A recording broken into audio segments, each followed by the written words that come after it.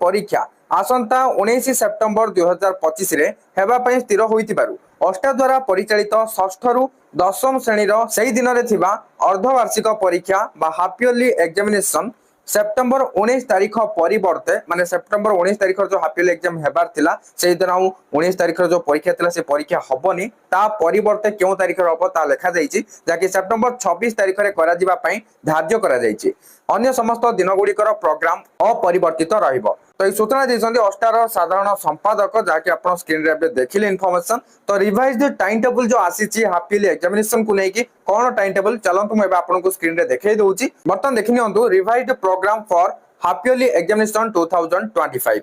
तो ये देखिए पाथे क्लास 10 रो फर्स्ट होजी तापर क्लास 9 तापर 8 7 6 सब जगह अछि मु देखाई देबी समस्तकर व्यस्त किसी दरकार नहीं। तो क्लास 10 रो जो हाफ इयरली एग्जामिनेशन हबो सेकंड सिटिंग रे हबो टाइमिंग कोन रहिची। तो देखियो पाथे 1:30 रु 4टा PM माने 2